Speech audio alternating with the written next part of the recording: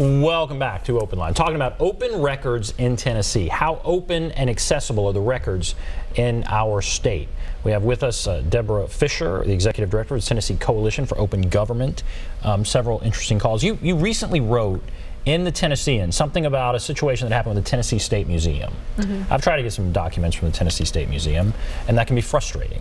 Okay. It just can be. And they are, they're public as public can be. There's a lot of money that's going into build a new museum down there. And so I'm fascinated by what you wrote. I guess kind of go over what took place here. Okay. Well, the Tennessee State Museum, the commissioners were having a meeting, a board meeting, and a reporter went to cover the board meeting. And in the past, it was a reporter from the Nashville scene, and in the past she had asked to see the agenda and also have a copy of the board packet that's available at the board meeting, so that when she was covering the meeting she would know what they're voting on. And this is actually pretty common. It's pretty standard. Yeah, pretty standard. This is not some shocking request. No, and for a news reporter, it's really important, because if they're voting on, a contract or a policy, they may not say a lot about it at the meeting, and so all the devil's in the details of what the written document is. So anyway, she had requested to see that. They didn't have it available for her. And I believe what happened is one of the commissioners didn't show up, so there was laying on the table his board packet, and so she went over and started to look at it and use her phone to take pictures of some parts of it.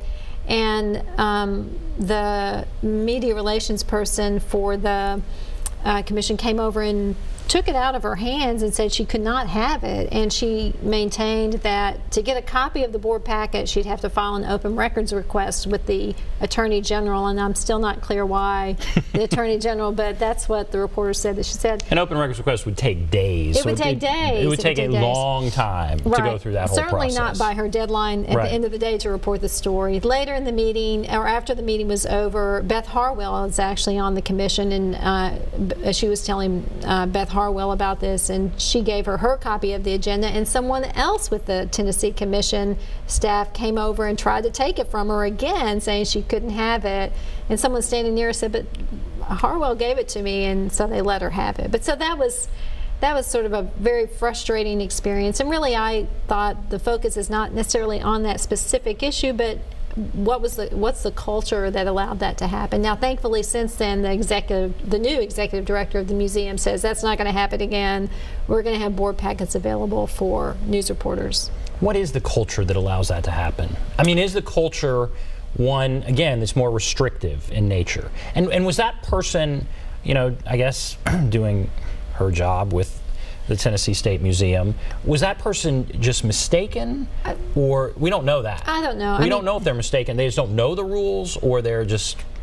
Well, I don't know. I don't think there was a lot of concern for making sure that the reporter had the packet. So I'm not really sure. I will say, in terms of the culture of the Tennessee Museum Commission, I mean, one of the things that was being reported on by the news reporter there was a new policy by the commission. It was a code of conduct that they were passing for the commissioners themselves, that they couldn't basically talk to the media or publish anything about the museum unless they first notified the whole commission. So in other words, before they said anything, this prior restraint on free speech, so to speak, they had to, I guess, clear it. And then if they said something that was viewed to be disparaging about the museum or somehow critical, that they could basically be forced to resign. So if they wanted to, if a journalist called them and wanted to ask them something, they basically couldn't respond until they called first, and they'd have to tell what they were going to say to the journalist. And if they said something negative, they could be forced to resign. I mean, it's really logistically, besides being a free speech issue, a First Amendment issue, it's logistically a very difficult policy, and I think it interrupts the free flow of information. These are people who serve on boards, and they should be able to say what they want to say. And these can be challenging times for journalists. And so when journalists sit up there and say we need access to public records, there are going to be plenty of people who say those journalists, they just are pushing for this and that, and maybe they're not on the side all the time of the journalists. Certainly we see some of that. These are tough times. Are you seeing some restrictions? Are you seeing a culture more broadly that is making it more difficult to get access to some of this stuff, or people maybe don't know, or just are basically not following the rules? Or, you know, what are you seeing in our current climate? Well, I think there's a real effort, and I mentioned this in the column, to control the message.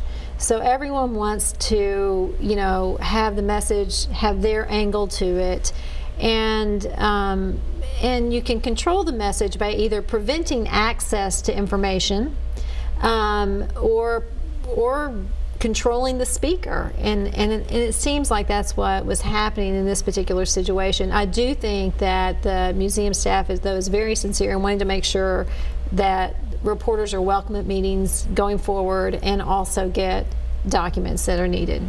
Good for the museum staff. All right, 400 exemptions. There are 400 exemptions to the public records. Roughly. Is that about right? Yeah, there's several really hundred. Need to do an updated count, but yes. There's several hundred.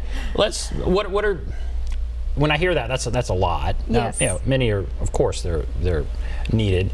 Are we going to go, is there going to be a review of these, or kind of broadly, what are we talking about when we have 400 exemptions, and you know, where does that stand? Right. Well, interestingly, in the past legislative session, Lieutenant Governor Randy McNally and House Speaker Beth Harwell asked for a review of those exemptions. They wanted to see, they want the Office of Open Records Counsel to produce a list of the exemptions so that they'll know what's there. And that actually came about in response to a question from a journalist at the Tennessee Press Association convention, who said, you know, we keep adding these, but are they all still relevant? I mean, should there be a sunset on these? Are they outdated? Are they confusing? So I think there's just an interest to review those exemptions. I think that's a good idea, because sometimes an exemption gets passed and there's lots of scrutiny on it in the legislative process, and other times things slip in. So one of the things we do is track legislation,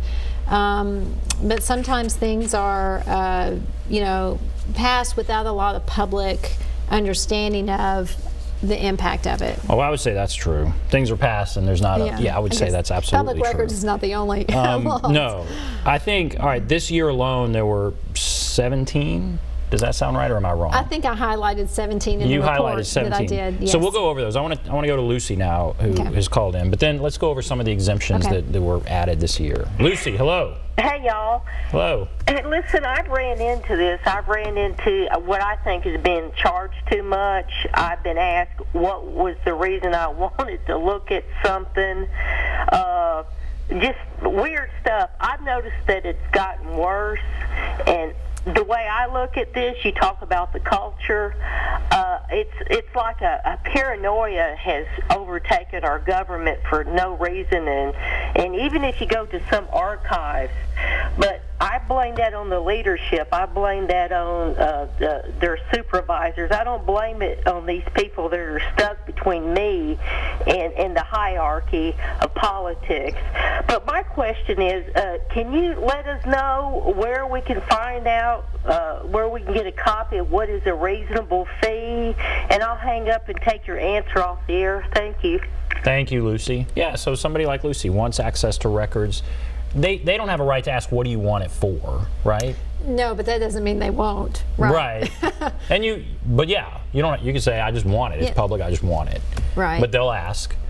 And yeah, so some of these questions, you know, kind of Public Records 101, where is all of that information? Right.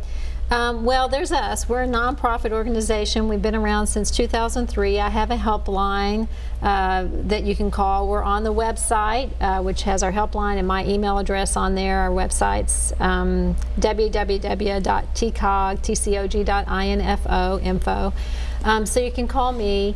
There is a schedule of reasonable fees on the Office of Open Records Council website. That is a state agency that answers questions for citizens as well as government entities.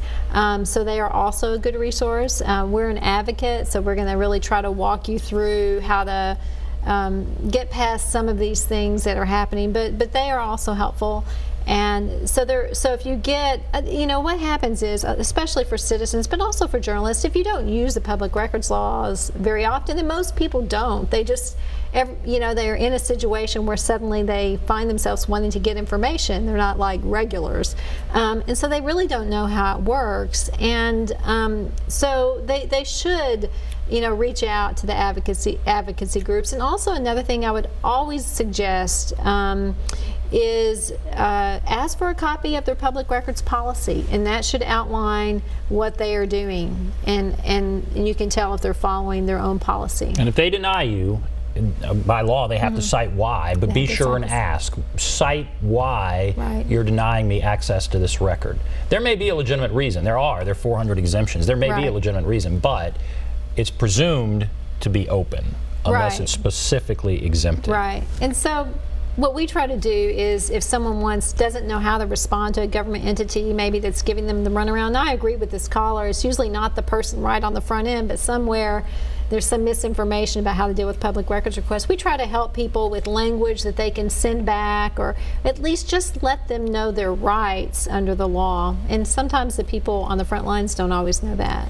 What's an example of a situation where someone, it could be a journalist, it could be a private citizen, was charged a whole lot of money and that seemed exorbitant? Maybe there was a ruling that it was exorbitant, and I hate to put you on this. Can you think of an example, you know, just that's kind of illustrates it all, where somebody went and requested records, they were charged a whole bunch of money? Kind of what were they looking at? How much money were we talking about? Well, I have had people who've called me and said that, just regular citizens, and, well, I'm going to have to pay $400 for this, but it's worth it to me. And I'm like, hold on.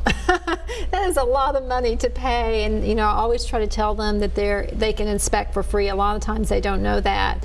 But, you know, I get a lot of calls from journalists from small news organizations as well as large ones who will, they're in the course of doing a story. One that I remember was in Chattanooga after the bus accident that killed those kids, and the news organization was asking for, they asked for 2 years worth of complaints with the Chattanooga School District against bus drivers, parent complaints. And the school district came back and said, well, that'll be about, I don't know the exact, it was like $1,500 or something like that. And they're like, wow, that's a lot. And they said, well, maybe we'll just ask for 1 year and start there. And so they went back and they said, well, we want 1 year. And the school district said, well, we started compiling this, and actually even just 1 year is going to cost, I think it was $2,400. And, you know, in those situations, you know, news organizations can go public with that, but here you have information that's clearly in the public interest. How many complaints have there been against bus drivers? What is the nature of those complaints? And they just had all these children die when a school bus driver who was speeding, you know, flipped over the bus.